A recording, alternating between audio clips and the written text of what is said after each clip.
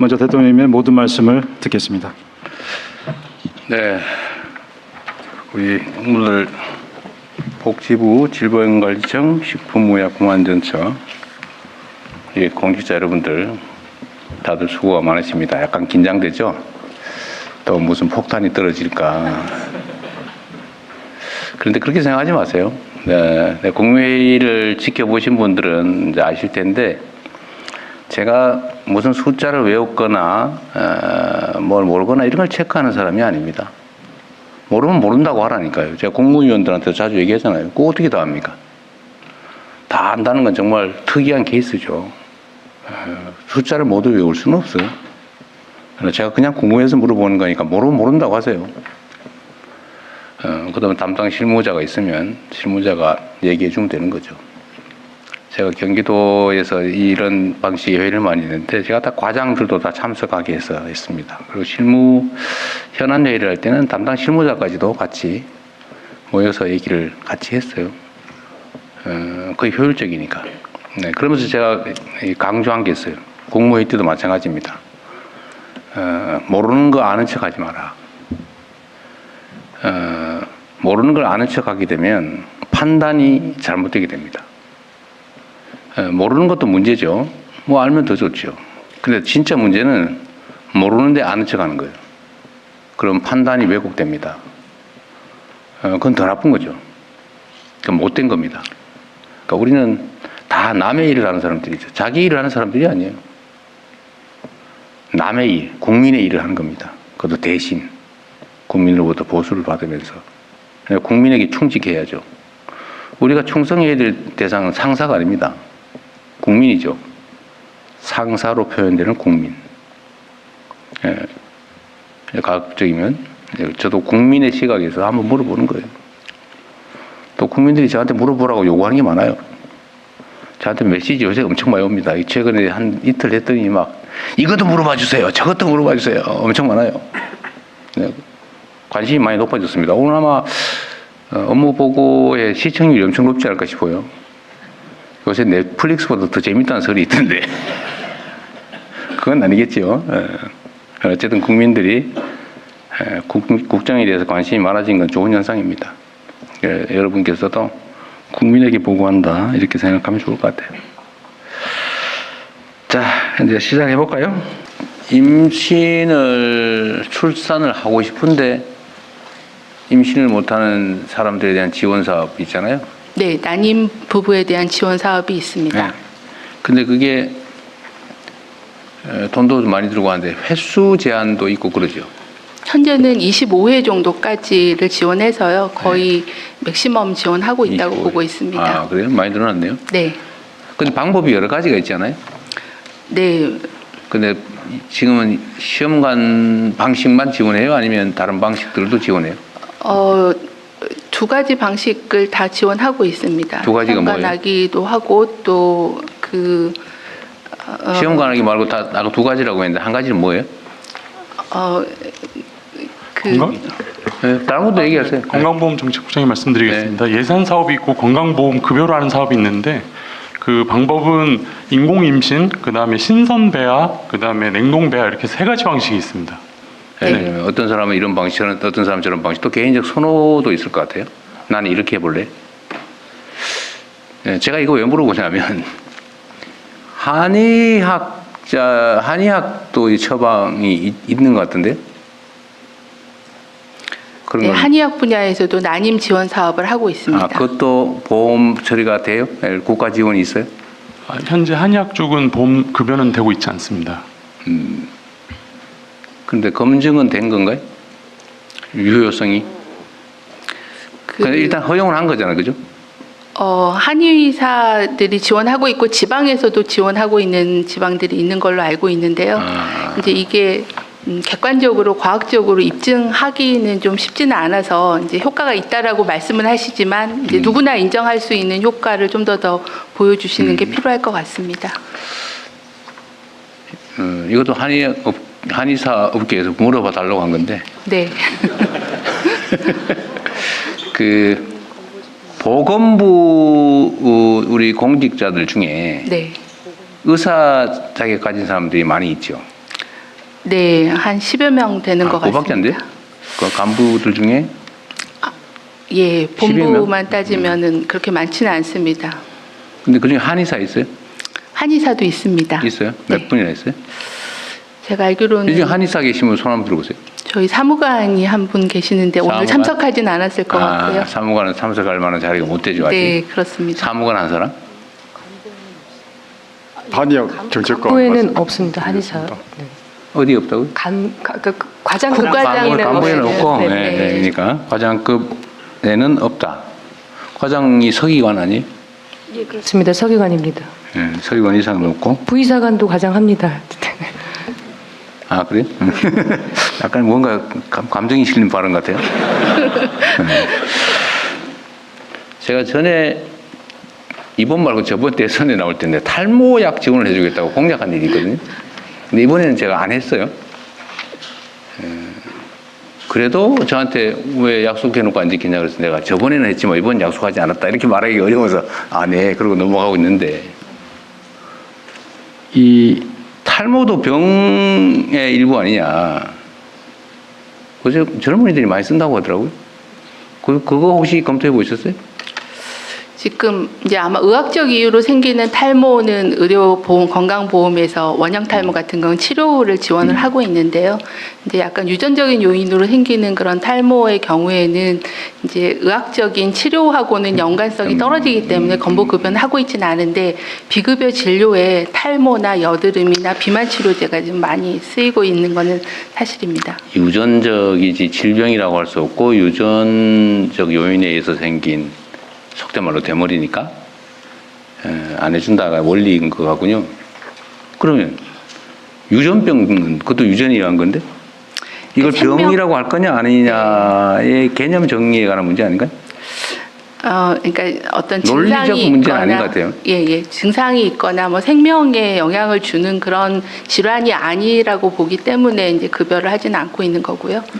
이제 약간 미용적인 이유는 다른 부분도 건강보험 급여를 안 하고 있는 근데 상황입니다. 이거 옛날에는 이걸 미용이라고 봤는데 요새는 생존의 문제로 받아들이는 것 같은데요? 네, 그런 경향이 있습니다. 이거는 한번 예를 들어 비용이 얼마나 드는지 그러다 뭐 무한대로 해주는 게 만약에 재정적으로 너무 부담이 된다면 횟수 제한을 하든지 총액 제한을 하든지 이렇게라도 나도 보험료 내는데 나도 혜택 좀 보자 이런 생각하는 걸 한번 검토는 한번 해보시면 좋겠어요. 그리고 이게 지금 상당히 많이 대중화된 모양인데 이걸 의료보험용으로 지정을 하면 약가가 내려간다면서요. 아무래도 이제 급여로 관리하게 되면은 비용 통제가 비급여보다는 할 수는 있는 뭐 그런 거까지 상황입니다. 포함해서 한번 검토 한번 해주세요. 네, 네, 알겠습니다. 요새 비만도 마찬가지인데 비만 치료는 보험 안 되죠. 고도 비만이어서 의학적으로 문제가 되는 경우에는 일부 이제 급여에 대한 부분들을 검토하고 있는데요. 그렇지 않은 아직 경우에는 검토 급여하고 중이에요? 있지 않습니다. 네. 하고 있어요? 검토 중이에요? 아까 고도 비만? 말씀이 불확실해서. 네, 건강보험국장 말씀드리겠습니다. 그 고도 비만 이제 우리 그 신체지 BMI라는 지수에 따라서 고도 비만의 경우에는 수술적 치료는 지금 대상을 일부 하고 있습니다. 위절제술 이런 거 네, 얘기하는 거예요. 그렇습니다. 근데 약제에 대해서는 아직 검토 중에 있습니다. 언제부터 언제까지 하고 있어요? 이제 급여 신청을 했기 때문에요. 그 부분에 대해서는 이제 급여 적정성 같은 거를 검토를 진행을 해야 되는 상황입니다. 요새 약물 치료도 많이 하는 것 같은데. 네, 그 약물에 대한 부분입니다.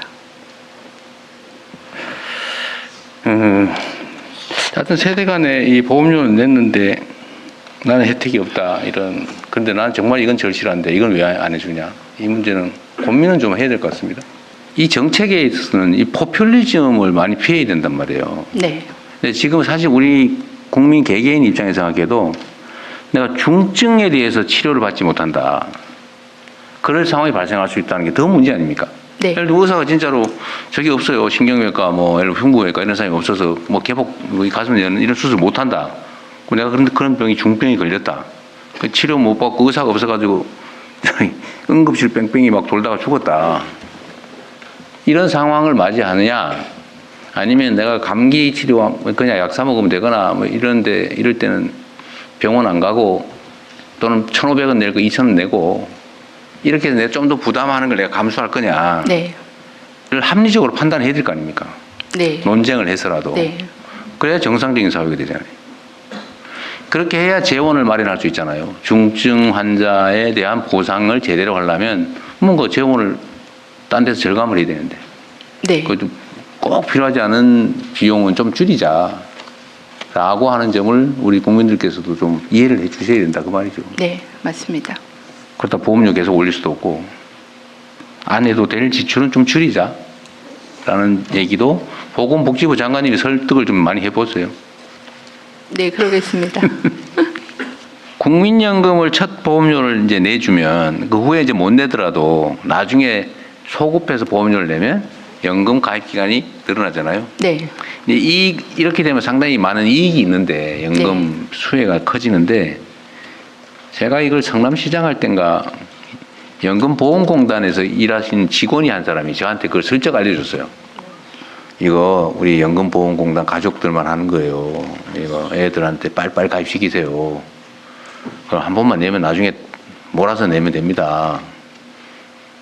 그 엄청난 혜택이 되는데 자기들만 한다고 나한테 슬쩍 알려준 거예요. 그 제가 그때 그 이후로 이거 많이 문제가 있다 이거.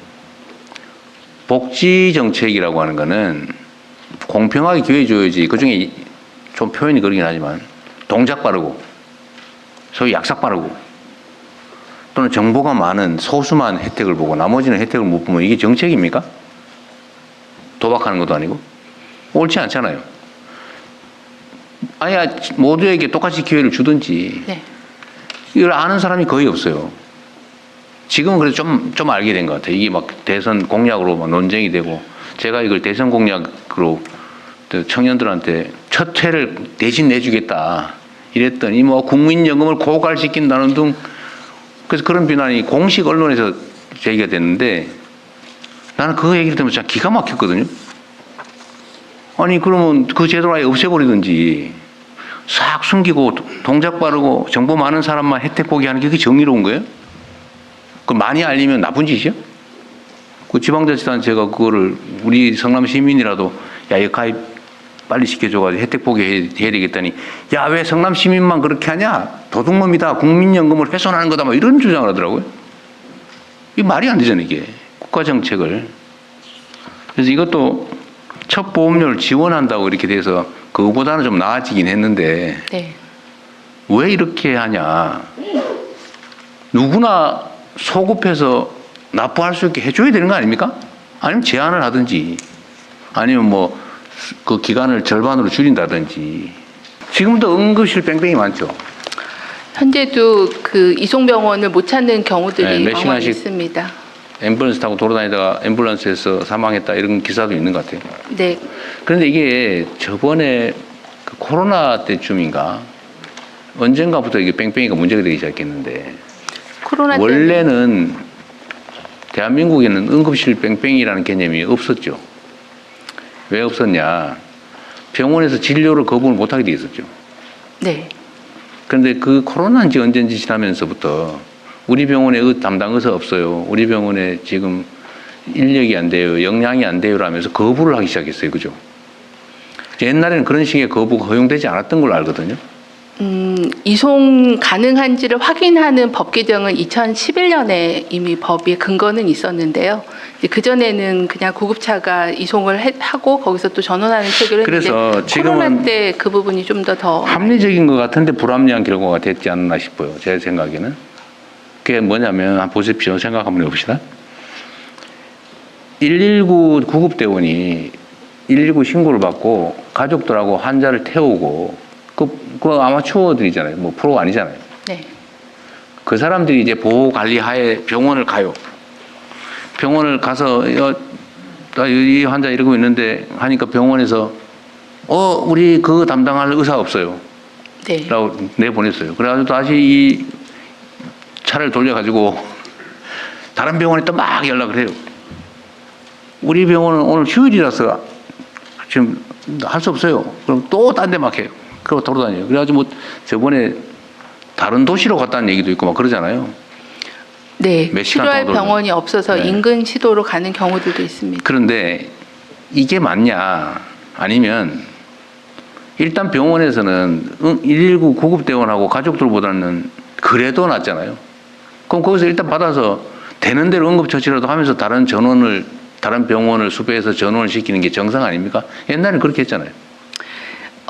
이게 전화로 수용 여부를 확인하고 분산하는 제도가 들어온 거는 응급실 과밀화 때문에 응급실에서 환자들이 잼이 걸려서 중증 치료를 못 한다라고 하면서 구급 대원들이 적정 치료 병원으로 분산되게 분산하기 하는 위해서. 네, 그래서 이제 이게 구급차에서 대기하던 게 응급실로 대기가 바뀌는 그런 상황이어서 최종 치료가 안 될 경우에는 어딘가에 뭐 댐이 형성될 수밖에 없는 그런 지금은 상황이에요. 그 말씀은 일단은 일리가 있는데 네. 문제는 그 제도가 포지티브하게 긍정적으로 작동하는 게 아니라 지금은 응급 환자를 거부하는 시스템으로 작동하잖아요. 네. 네.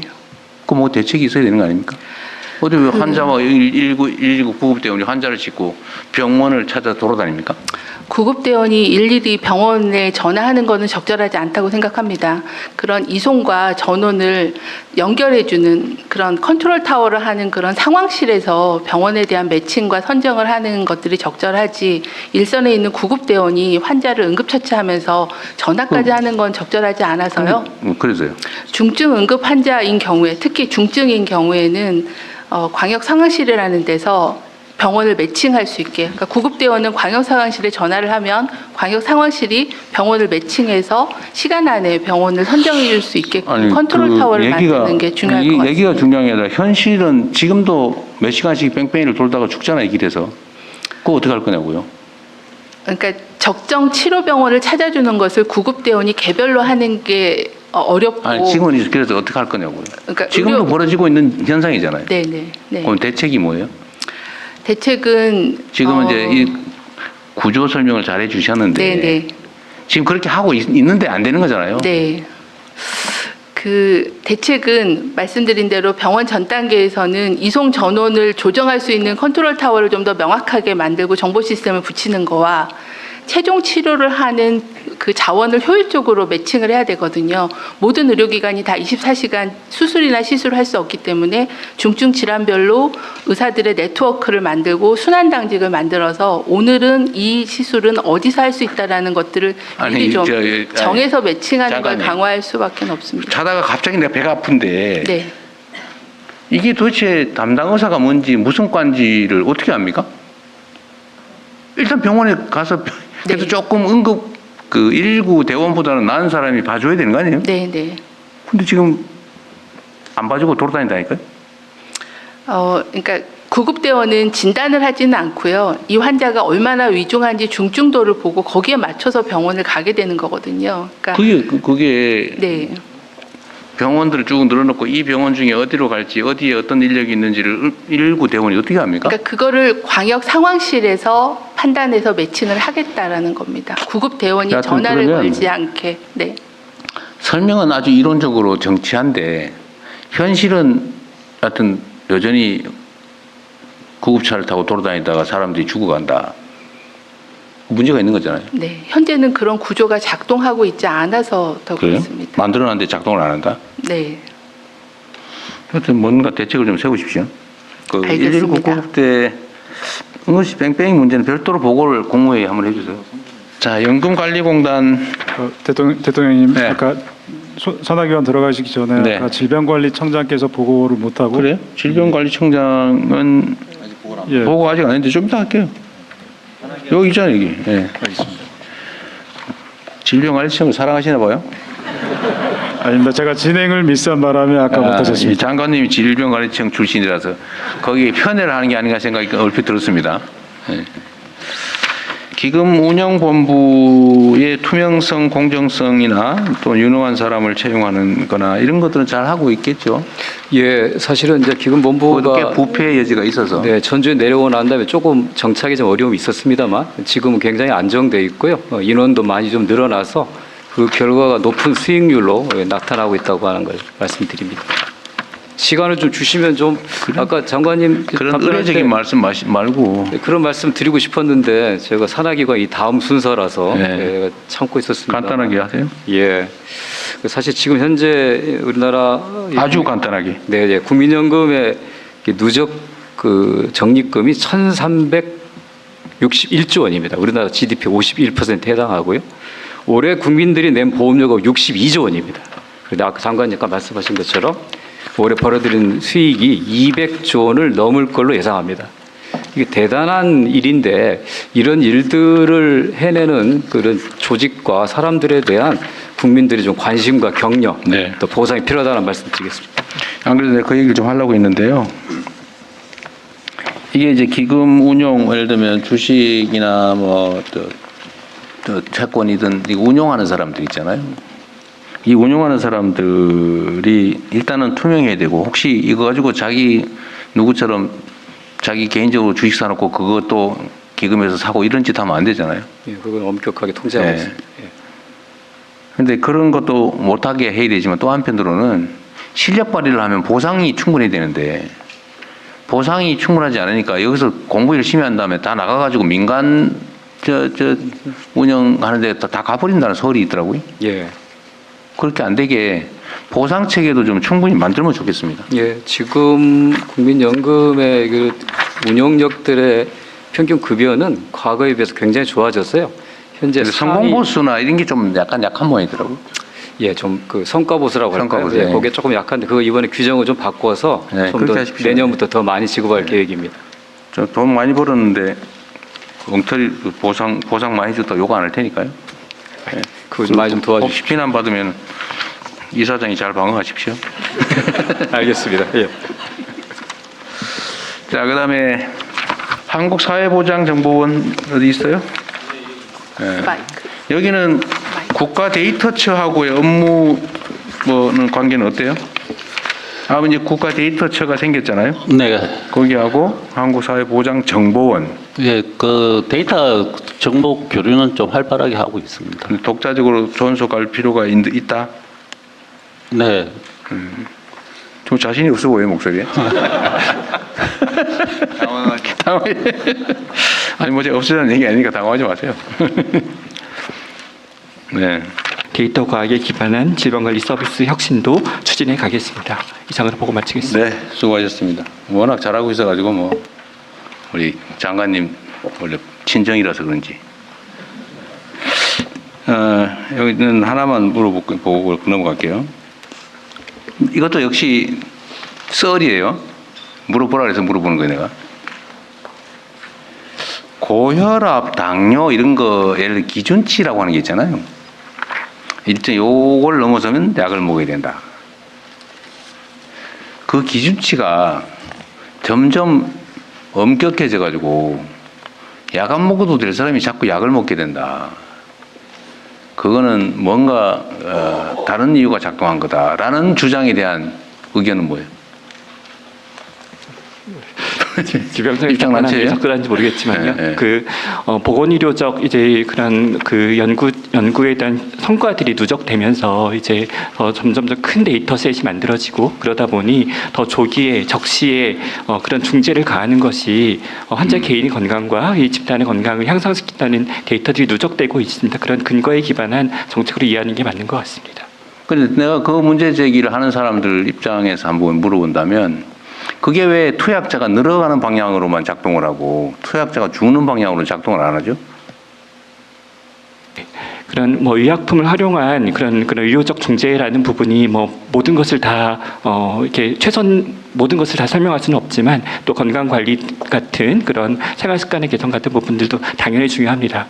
하지만 이제 고지혈증 같은 부분들처럼 이제 선행하는 질환들을 더 앞서서 관리하게 되면 뒤에 나오는 후발적인 질병들을 예방할 수 있다는 것이 기본적인 원리 같습니다. 그러니까 뭐 다른 거 잘 모르겠는데 당뇨, 네. 혈압, 요 수치 가지고 요건 투약 대상 네. 아닌 거 가르잖아. 근데 이게 점점 엄격하게 돼서 투약 대상이 늘어가더라. 네. 이게 로비 결과 아니냐라는 설에 대한 입장은 그건 아니다. 네, 의학적 근거에 기반하고 있다고 판단하고 있습니다. 그것을 많이 보던 분이세요? 식품의약품안전처는 우리의 기준을 세계의 기준으로 국민께 안심을 성장에 힘을 더하고자 최선을 다하겠습니다. 감사합니다. 네.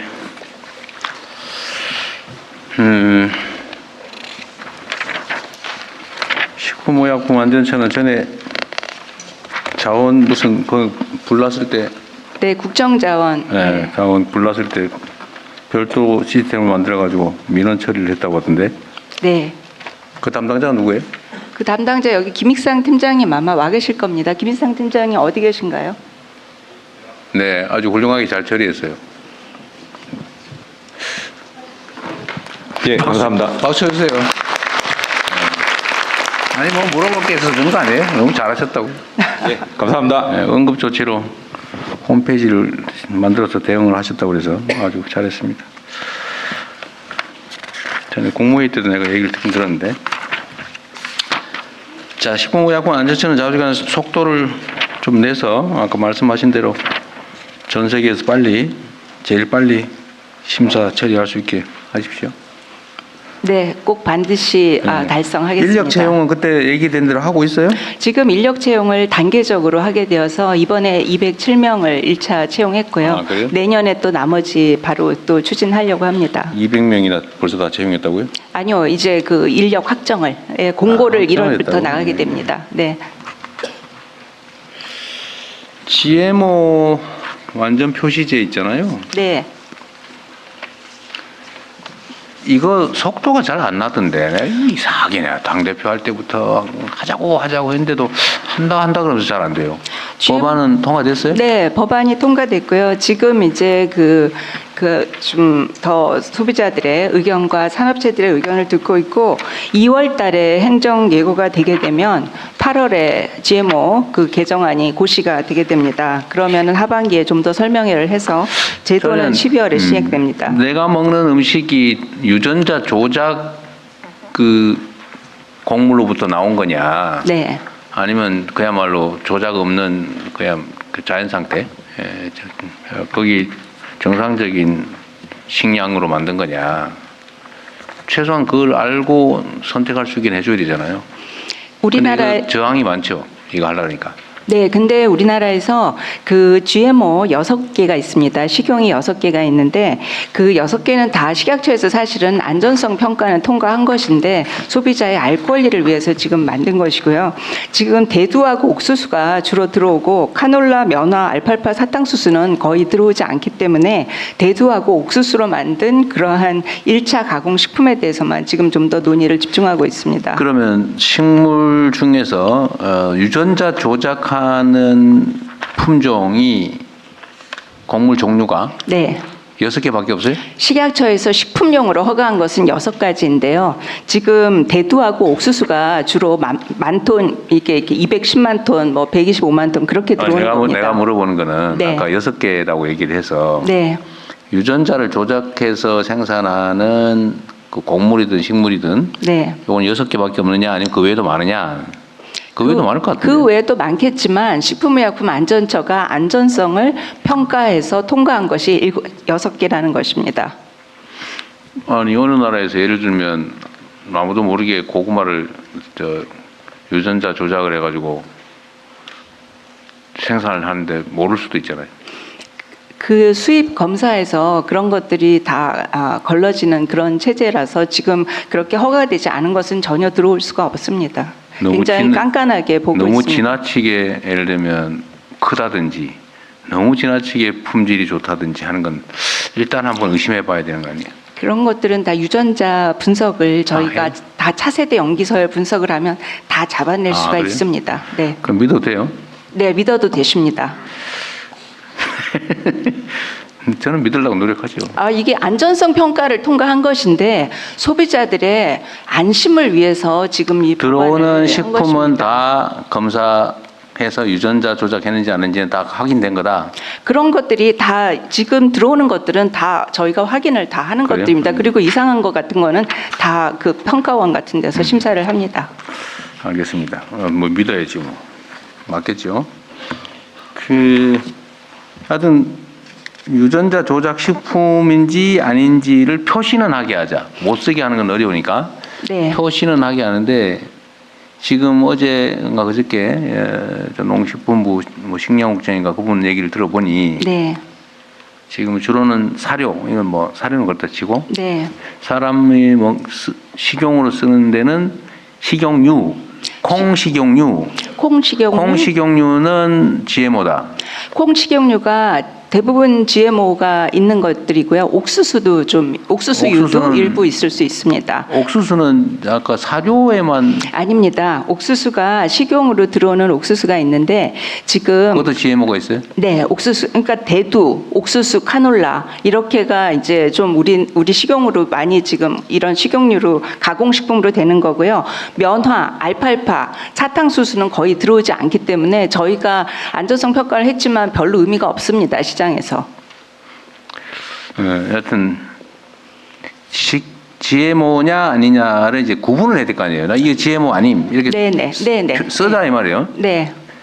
쓸 사람은 써라. 네, 근데 지금은 네. 그거 아마 잘 네, 못하게 되는 네, 것 같은데 네. 하게 하는데 그럼 어떤 정도가 GMO, 논 GMO냐, GMO 없는 거라고 할 수 있냐? 지금은 형체가 없는 거가 들어가는 건 괜찮다면서 예를 들면 GMO 유전자 변형 콩으로 만든 된장으로 만든 간장은 네. 논 GMO 표시를 할 수 있다고 GMO가 아니다라고 분류한다면서요? 지금 그러니까 GMO인 콩으로 된장을 만드는 거는 지금까지는 GMO라고 표시를 하고 있지 않습니다. 왜냐하면 그 된장에 그 원래 그 있으니까. 콩, 예. 그렇지만 앞으로는 GMO 완전 표시제라고 해서 그 공정에서 경우도 논 만든 GMO라고 할수 거면 없다. 네, 그 공정에서 있었던 건 다 GMO라는 뭐 흔적이 표시를 있든 없든 네, 네. 그래서 표시 못한다. 네, 그렇습니다. 그게 완전 표시제의 개념입니다. 네, 완전 표시로 간다 그 말이죠. 네. 언제쯤 시중에서 구경할 수 있어요? 제도 시행이 이제 12월이니까 요 이제 그 적용하는 것은 앞으로 좀 더 단체들하고 얘기를 좀 각 해야 업체들이 됩니다. 알아서 표시를 시작을 해야 되겠죠. 네, 네, 네. 마약 퇴치 운동 본부는 지금 정부 재정으로 운영하는 거겠죠? 네. 그런데 여기 대상을 보니까 재활 교육 대상은 기소유예 조건부, 그러니까 마약 교육 치료 조건부 기소유예 대상자만 교육한다 그 말이죠. 네, 그렇습니다. 그럼 뭐 집행유예 받거나 뭐 아니면 수감됐던 사람들은 관리 안 해요? 지금 관리를 하고 있습니다. 어떻게요? 지금 어떻게 하느냐면은 우리가 재활센터가 있습니다.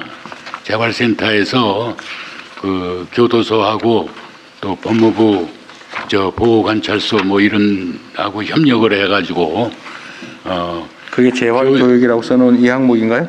네, 약물입니다. 그러면 재소자, 그러니까 마약사범 재소자.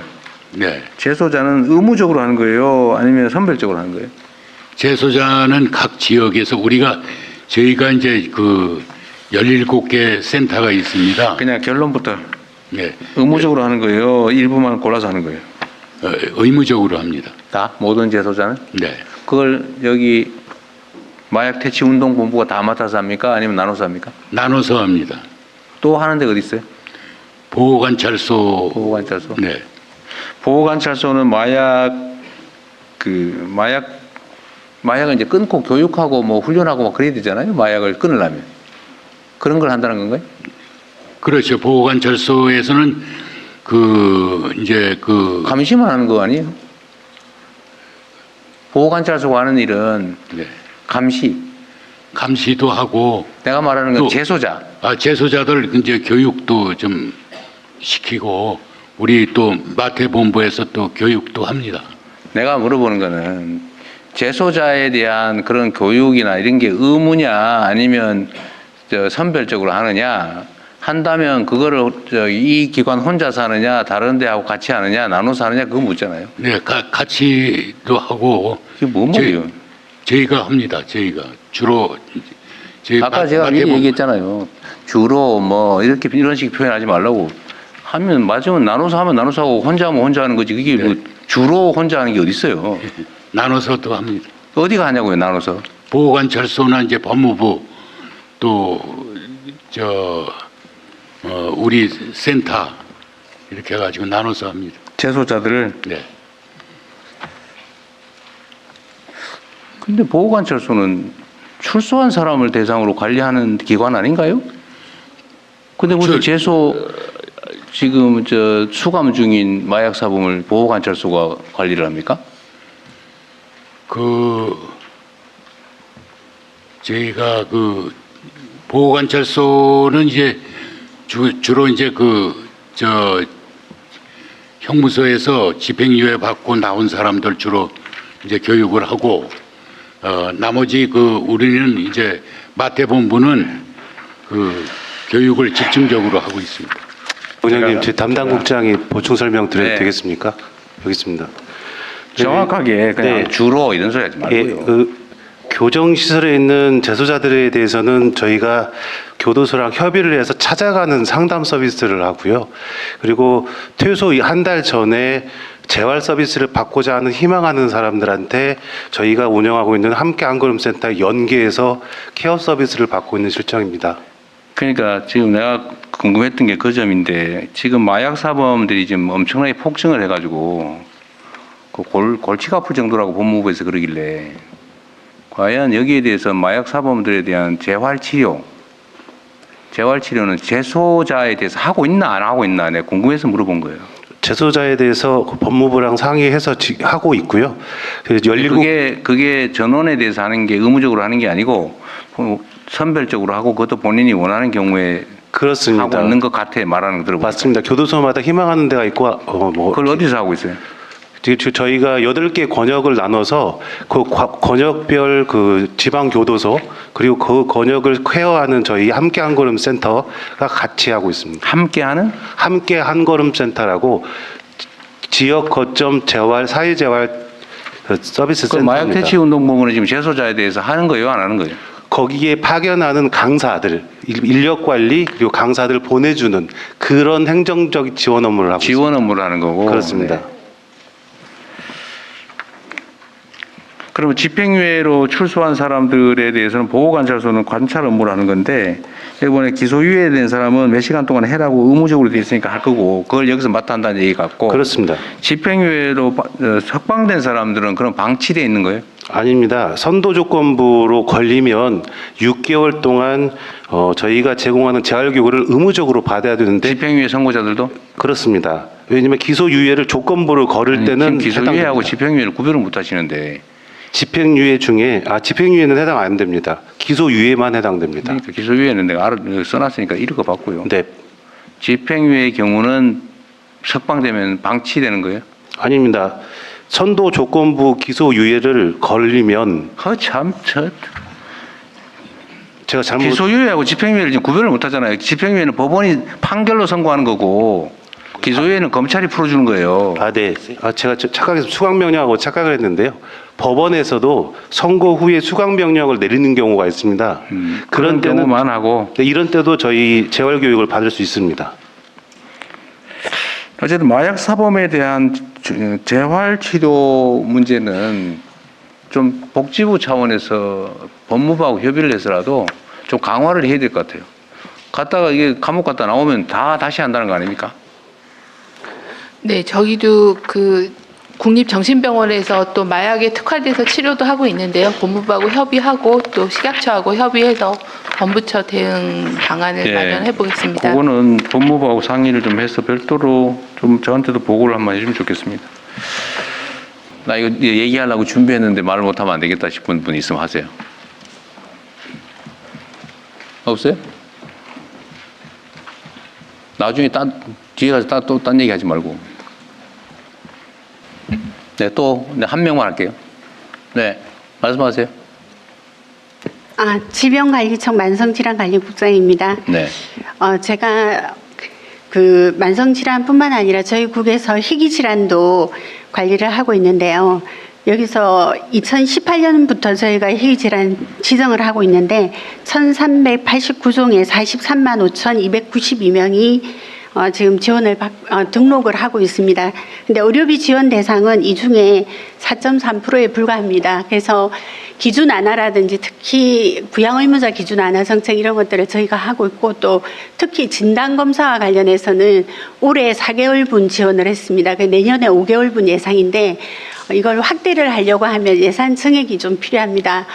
저희가 추계한 거로는 한 14억에서 15억 정도 필요할 것 같은데 2,700명을 지원을 하게 되면 진단 검사를 빨리 해서 조기에 진료를 받고 또 회복을 할 수 있습니다. 대통령님께서 특히 희귀난치성 질환과 관련해서 지원을 많이 관심을 갖고 해주셔서 저희가 최근에도 당원병 한우회에 정책 개선으로 3시간마다 깨시던 분들이 이제 풀잠을 주무시게 됐다고 하는데 앞으로도 좀 이런 분야의 지원을 좀 많이 부탁드리겠습니다.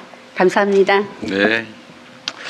하여튼 뭐 좋은 제안이신데 국가 재정이라고 하는 게 무한대로 있으면 뭐 필요한 모든 것들을 하겠지만 하여튼 어디에 가장 급하고 중요하냐 뭐 이 판단을 해야 돼서 참 어려운 부분이네요. 제가 희귀 질환자들 보니까 한 명의 1년 지원 치료비액이 뭐 6천만 원, 뭐 1억 뭐 이런 희귀 질병도 있더라고요. 하여튼 그런 문제들이 좀 있어 보여요. 자, 긴 시간 수고하셨습니다. 네, 박수로 마치겠습니다. 네, 인상 문체부 보고를 마치며 토론은 대통령님 뵙는다고 네. 실국장들이 준비를 많이 했습니다. 함께 참여하도록 하겠습니다. 떼는 기는 거예요? 네. 살짝, 사실 현명한 거죠. 뭘로 벼서 같이 해요. 네. 잘하셨습니다. 어쨌든 문체부에서 전에 안표 좀 통제 제안을 하셔서 지금 잘 진행되고 있나 보군요. 네, 지금 국회 본회의 통과만 앞두고 있습니다. 아, 그래요? 빨리빨리 되고 있네. 하여튼 그 안표 정말 줄 서 있는데 앞에서 새치기 해가지고 나중에 비싸게 팔게 하면 저는 화나는 일인데 잘하고 계십니다. 그 별거 아닌 것 같은데 그렇게 화나게 하는 것들이 있어요. 네. 우선은 한 번씩 하나씩 보겠습니다.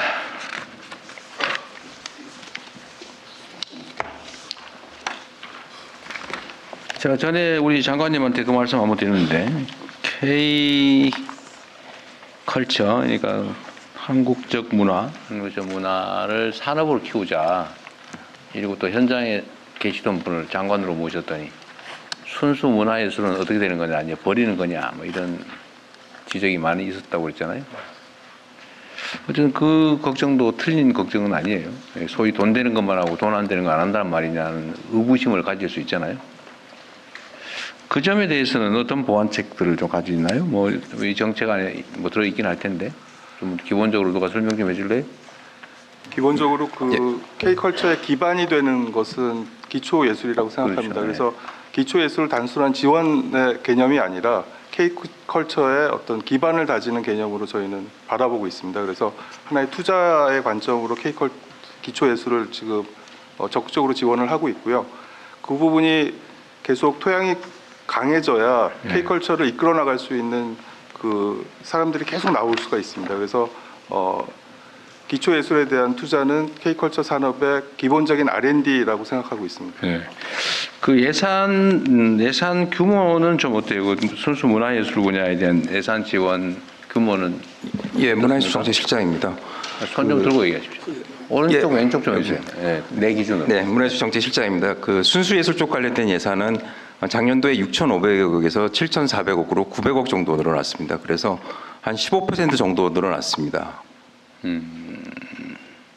총액 절대 총액으로는 그렇게 많은 돈이 아니네요. 예, 근데 이제 문화 쪽으로 해서 예를 들어 저희가 이제 문화예술이 돼 있으니까 순수예술 같은 경우가 지금 말씀드린 것처럼 7,400억 정도고 문화 쪽에도 사실 한 1조 2천억 정도 되기 때문에 다 합하면 한 2조 정도 예산이 되고 있습니다. 문화예술 분야 예산 비중을 놓고 문화예술계에서 자꾸 따지잖아요. 몇 퍼센트인데 늘었냐 줄었냐 따지는데 이번에는 어땠어요? 그러니까 전반적으로 문화예술 쪽 같은 경우에는 13%, 18% 정도 올랐기 때문에 이번에? 작년보다는 상당히 많이 올랐습니다. 전체 예산 대비 비율은? 전체 예산 대비에서는 그 문체부 예산이 아직 그 전체 비중이 0.01%밖에 안 올랐기 때문에 0.01? 네네. 문화부 전체가? 아니요, 그러니까 문화부 예산 쪽에서 보면 정부 예산에서 차지하는 비용이 제가 기억하기로는 0.11%에서 0.12% 정도로 오른 것으로 알고 있습니다. 네, 정책기획관 1.12%입니다. 네, 문체부 정책기획관 말씀드리겠습니다. 2026년 예산 기준으로 했을 때 예술 분야의 문체부 전체 비중은 9.5%에 있습니다. 문체부 안에서? 예, 문체부 안에서 예술 분야는 9.5%입니다. 내가 알고 싶은 거는 저기 전체 예산 대비 전체 예산 대비 문체부 예산은 1.08%입니다. 1.08. 그래서 올해 대비 내년이 0.03% 포인트 늘었습니다. 조금 늘긴 늘었어요? 네, 조금 늘었습니다. 그러니까 전체적으로는 10.3% 늘었는데 우리가 확대 재정이 있기 때문에 전체적으로 늘었지만 비중은 0.03%만 늘었습니다. 전체 예산이 늘어난 만큼 못 늘어났다 오히려. 살짝 더 늘어났죠. 네. 더 늘어났다고요? 0.03% 포인트는 늘어났거든요. 늘긴 늘었어요, 그러니까? 네, 전체 그게 비중에서 중요해. 늘었냐 줄었냐? 1.08%가 됐습니다. 1.05%에서. 욕먹을 일은 아직은 아니네요. 그리고 저기 문화예술 분야는 어쨌든 현장과의 소통이 정말로 중요한데 경험적으로 그런 것 같아요. 다른 데는 이렇게 블록화되어 있잖아요. 이렇게 산업계, 주요 단체 있고 이해관계도 비슷한데 문화예술 분야는 그게 안 돼요, 그죠? 네. 다 따로따로 해야 돼요. 옆집을 만나고 가면 왜 우리 집은 안 들렀냐? 이제 그런 정도로 다양하죠. 그게 뭐 문화예술의 본질이기도 하죠. 어쨌든 소통을 좀 강화해 주시면 좋겠습니다. 의견도 좀 많이 들어주시고요. K-팝 공연장 확충 계획이 들어있는데 이거는 구체적으로 좀 어때요? 좀 뭐 어떻게 할 생각이에요? 기본적으로는 단기적으로는 올해 내년에 지방에 있는 체육 시설들을 활용할 계획입니다. 그래서 체육 시설들의 음향과 조명 시설을 조금만 보강하더라도 공연장으로 잘 활용할 수 있거든요. 그래서 그것부터 일단 내년에는 급하나마 이제 시작을 하려고 하고요. 중기적으로는 뭐 서울 아레나 등 아니면 고향에도 지금 아레나를 짓고 있고 다양한 지자체에서 이미 시작된 아레나 건설들이 있습니다. 그 부분이 차질 없이 건설이 되면 2027년, 28년쯤에는 이제 아레나 몇 개가 더 만들어지게 되고요. 장기적으로는 저희도 5만석 규모의 돔구장을 갖춰야 될 필요가 있습니다. 전용 공연장? 아니요, 전용을 할 수는 없고요. 스포츠와 함께 하는데 겸용으로? 조금은 더 그동안에는 어떻게 보면 일본 같은 경우는 동구장이 스포츠용 동구장을 콘서트장으로 썼는데 저희는 양쪽을 다 미리 계획할 때 반영시켜서 공연장으로도 아주 쓸모 있고 스포츠 시설로도 좋은 그런 공연장을 계획하려고. 고양이 아레나 건축 문제는 어느 정도 진척됐어요? 하다 지금 중단됐잖아요. 중단됐는데 이번에 이제 사업자가 다시 선정이 됐습니다. 그래서 라이브 네이션이라고 글로벌 게임 공연 프로모터 회사가 있는데요. 그쪽에서 직접 들어와서 하려고 인수했어요? 일단 참여해서 하겠다는 얘기를 발표를 했는데요. 전체 컴플렉스를 다 하는 건 아니고 공연장만 그쪽에서 참여해서 그게 CJ가 했었죠. 원래 CJ가 했던 곳입니다. 그러면 CJ는 다 손을 띈 거예요. 그 공연장 부분만 다 손을 뗐습니다. 다. 네. 뭐 호텔이니 뭐 있었던 것 같은데. 그래서 그동안 들었던 비용들을 포기하고 빠진 걸로 알고 있고요. 경기도에서 다시 지금 전체 계획을 수립 중에 있습니다.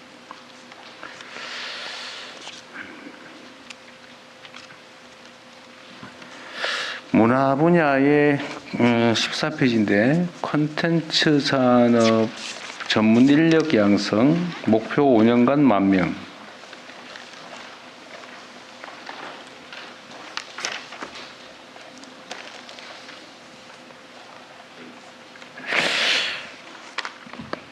너무 적지 않아요? 너무 현실적으로 어떤가? 5년간 10,000명으로 돼 있는데 아카데미, OTT 대학원, 게임 인재원, 교육생 등등을 합쳐서 5년간 10,000명이면 1년에 2,000명인데 되게 규모가 너무 적지 않냐는 의문이 드는데 어떠세요? 네, 콘텐츠 정책국장 말씀드리겠습니다. 사실 학교에서 키우는 인력이랑 이런 것까지 하면 굉장히 많고요. 저희가 여기에 잡아놓은 거는 콘텐츠진흥원이나 아니면 관련된 그 단체들을 통해서 직접 저희가 핵심 인력으로 키우는 인력들 장르별로 하는 인력들을 5년간 10,000명 하겠다는 거고요. 수출이나 마케터, AI 신기술 관련된 부분들도 저희가 8,000명 추가로 해서 5년간 1.8만 명을 양성할 계획입니다. 마케터 부분은 별도로? 예, 그렇습니다. 세종학당을 여기서 관리하는군요. 문화부에서. 예, 그렇습니다. 제가 이 해외 순방을 다녀보니까 한글 배우는 단위가 다양하게 있더라고요. 한글 학교, 한글어 학교, 그다음에 세종학당, 뭐 이렇게 되게 이런 정도인 것 같아요. 네, 그렇습니다. 세종학당은 그 지역에서 활동하고 있는 한글 학교를 지정을 하는 거예요? 아니면 대통령님, 별도 만드는 거예요? 세종학당은 문체부에서 이제 지정을 하는 건데요. 지정하는 거예요, 만드는 예, 거예요? 지정을 합니다. 지정을 하면 그러니까 주로 이제 한국문화원이 할 수도 있고요. 그 지역에 있는 대학교를 저희가 지정을 해서 세종학당으로 지정을 하고 있습니다. 세종학당은 한글, 네네. 한국말을 배우는 거예요? 네, 그러니까 세종학당은 외국인들을 대상으로 교육을 하는 곳이고요. 대통령께서 말씀하시는 재외동포청에서 한글학교라고 있습니다. 한글학교는 재외동포를 대상으로 하는 곳입니다. 그러니까 이제 2세 내지 3세 정도 되는 재외동포들을 위한 정규 곳이고. 학교 과정이 또 따로 있던데? 네네. 그리고 정규학교 과정은 한국학교라고 있습니다. 한국어학교. 한국학교입니다. 한국학교고. 그것은 교육부에서 관할을 교육부에서 하는데 거기서는 이제 그 국적이 한국인을 대상으로 하고 있습니다. 한국 교과 과정을 배운 건 한국학교고 재외 동포를 대상으로 하는 것은 한글 학교고 외국인을 상대로 하는 것은 세종학당이고. 그렇군요. 몇 개나 있어요? 세종학당은 지금 87개국에 252개가 있고요. 252개. 한글 학교는 제가 알기로는 1,400개 정도 있는 것으로 알고 있고 한국 학교는 34개가 있습니다. 세종학당의 예산은 얼마예요? 세종학당 예산이 한 600억에서 700억 정도 됩니다. 연간 예산이. 많지는 않네요. 네, 지금 세종학당 252개의 그 학당에 평균 이제 활동비로 7천만 원 정도 평균적으로 지원을 해주고 있고, 한글학교 이외 그 세종학당 사업 중에서 보면 그 문화 사업을 하는 것이 있습니다. 그래서 뭐 한복을 입거나 한식을 배우는 그런 프로그램을 하면서 돈을 좀 더 지원해주고 있습니다. 지금 세종학당에 대한 수요가 많이 늘고 있다면서요? 예, 세종학당이 지금 현재 11월 달에 보니까 대기 인력이 지금 한 10,000명, 11,000명 정도 되고 있고요. 최근에 대통령님 순방하신 이집트 같은 경우가 대기 인력이 많았기 때문에 최근에 2개 세종학당을 새로 만들었습니다. 네. 어쨌든 이게 한국 문화 수출의 일종의 뭐 교도보라 그럴까? 뭐 그런 역할을 하는 거죠. 매년 20개씩 해서 2030년까지 360개 정도로 늘릴 계획입니다. 자, 그 다음에 문화강국 토대 구축.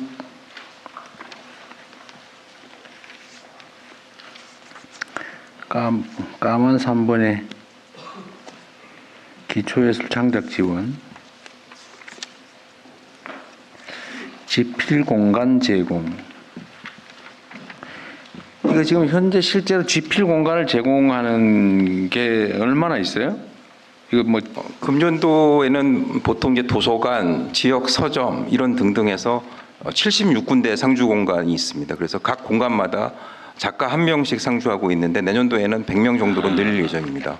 아, 이게 작가를 양성하는 곳이 아니고 작가가 지원을 해준다. 예, 작가가 거기서 상주하면서 작품도 활동을 하고 지역민들에 대해서 문학 강의를 하는 공간입니다.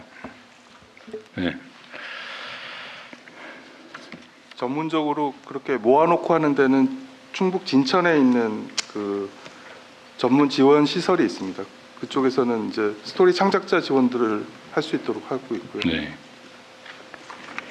여기 꿈의 예술단이라고 하는 게 이게 뭐라더라? 이거 여기 엘 시스테마라고 있습니다. 네. 그건 뭐 베네수엘라. 말하는 거예요? 그게 지금 전국에 81군데 있다 그런 말이에요? 81개 지방자치단체에 전체 110개 단체가 있습니다. 그래서 110개. 가장 많은 것은 꿈의 오케스트라 해가지고 오케스트라 하는 것이 50몇 개 정도 있고요. 저희가 꿈의 극단, 그다음에 미술을 하는 꿈의 스튜디오, 그다음에 꿈의 무용단 이렇게 운영을 하고 있습니다. 시스테마 형태로 음악하는 거는 음악이 제일 꿈의 오케스트라입니다. 제일 많고 예, 제일 많습니다. 이거 좀 많이 해주면 좋겠던데. 그 지방자치단체들도 관심이 많잖아요. 이 관심이 많습니다. 그래서 지금 81개 기초자치단체가 하고 있는데 저희가 매칭으로 지원해요? 아닙니다. 저희가 1년부터 6년 차까지는 지원을 해주고 졸업을 하게 되면 그 다음부터는 지방자치단체에서 전액 부담해서 지원하게 돼 있습니다. 초등학생 대상이다 그 말이에요? 네? 초등학생 대상이다 그 말이에요? 중학생, 고등학생까지도 있습니다. 근데 이 유가 지원을 해주는 기간이 정부에서 처음에 지원을 시작을 하면 오케스트라 같은 경우는 6년 정도까지 지원을 해주고 그 6년이 지나면 100% 정부 지원으로 한다 그 말이에요? 네네. 지방비 매칭을 합니다. 그러니까 내가 물어봤잖아요. 네네. 지방비 매칭할 매칭을 것 합니다. 같아서. 네네. 국고를 점점 줄이고 있습니다. 그래서 6년이 되면 이제 천년도는 높게 네네. 조금 줄여나가고. 네네. 근데 이제 사실 이제는 6년 된 곳들이 나타났는데 지방에서 잘 안 받아줘서 이거 어떻게 해야 되지라는 이제 뭐 고민이 많습니다. 그분들이. 그래서 저희도 이걸 어떻게, 왜냐면 애써서 그만큼까지 키워왔는데 갑자기 지원이 끊겨서 이게 해체되거나 하면 안 될 것 같아서 지금 대책을 계속 논의를 하고 있습니다. 이거 지금 그 박물관에서 공개해서 관람 대상으로 정해놓은 거 말고 수장하고 있는 문화재들 있잖아요. 네네. 그거 관리 문제가 국민들이 관심이 좀 있는 것 같아요. 어쨌든 아무나 막 들어가가지고 심지어 빌려갔다는 소리도 있고. 네. 빌려준 거는 다 돌려받았대요? 네, 현재까지 다 돌려받았습니다. 확인은 확실히 된 거예요? 제가 지금 다시 뭐 하나는 깨졌다면서요? 하나 깨진 것도 돈이 300만 원이니까 다시 돈으로 또 받았습니다. 돈으로 사실 깨지면 안 되죠. 깨진 그렇습니다. 이게 관리 빌려가 가지고 가져올 때도 네. 근데 그렇게 관리 상태가 그렇게 사적으로 사적도 아니지. 하여튼 그렇게 비정상적으로 관리되는 건 문제 아닌가요? 그렇습니다. 저희들이 좀 지난 3년 동안 좀 잘못한 걸 사실은 시인하고 국민께 사죄를 드리고 있습니다. 대통령 타겟도 드리고요. 그 사실 이제 대통령 포함해서 여러 가지 그 외부 인사들 관행적으로 오는 저희 규정 내에 그 예외 규정이 있었습니다. 규정이 있었어요? 규정이 있었습니다. 근데 그 예외 규정은 이제 없었고요.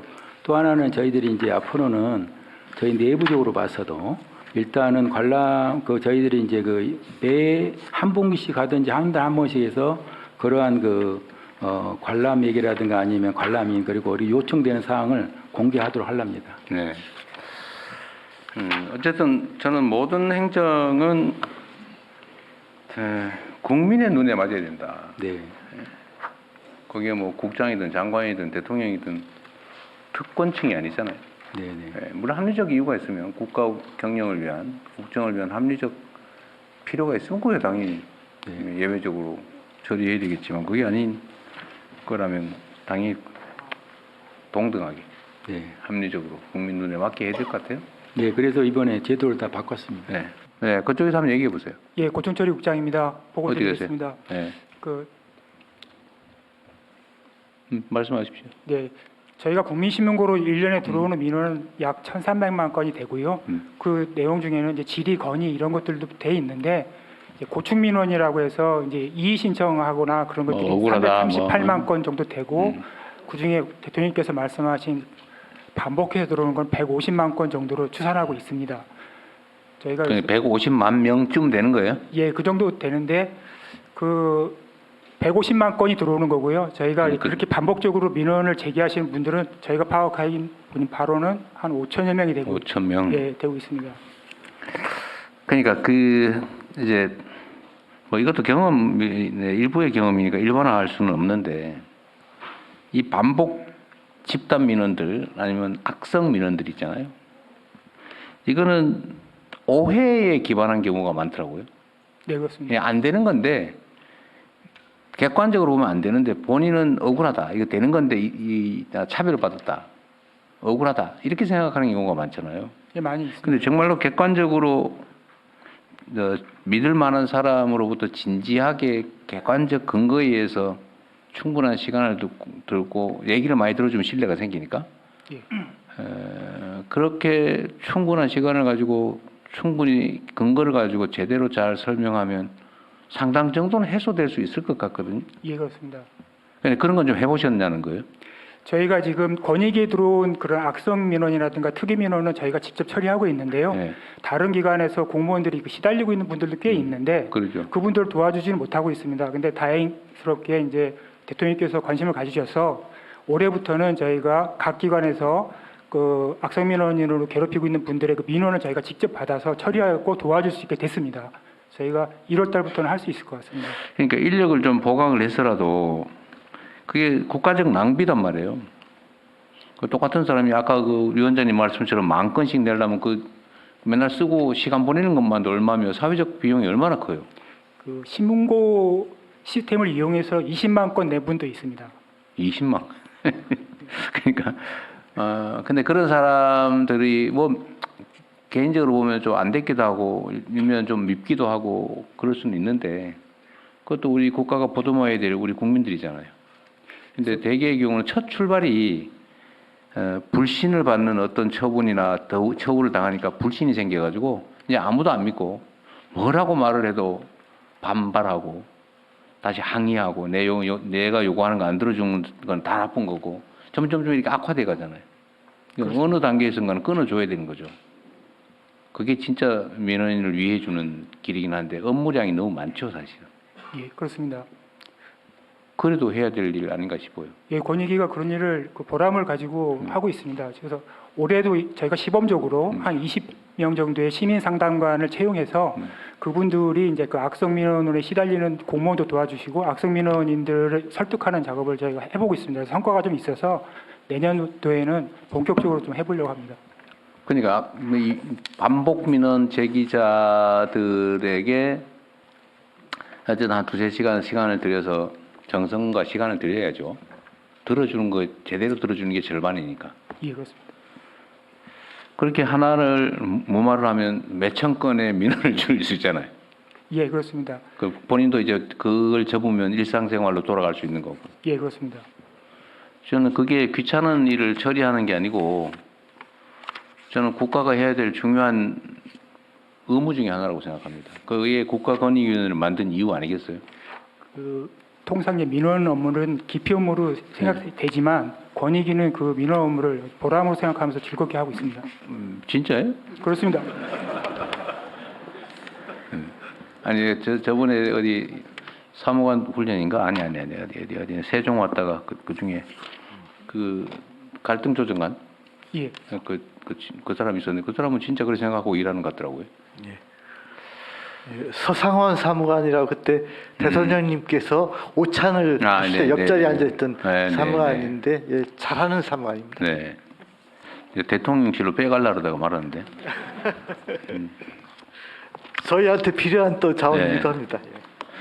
어쨌든 국민권익위도 사명감을 가지고 정말로 중요한 일인데 예.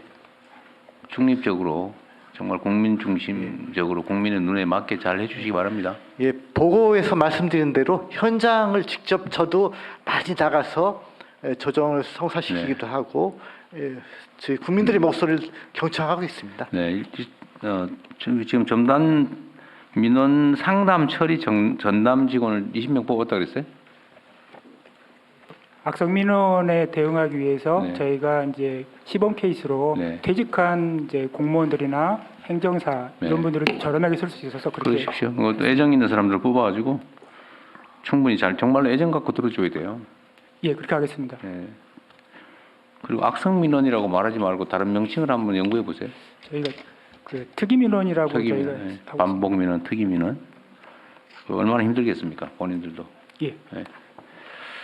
어쨌든 이 문화예술, 체육 이 분야는 워낙 일이 많고 또 다종다기하고 또 독자적이고 개성도 강해서 참 쉽지 않은 일일 겁니다. 그러나 아까 말씀드렸던 것처럼 그 나라가 얼마나 부강하냐는 사실 그 문화예술 수준에 달려있다라고 얘기하잖아요.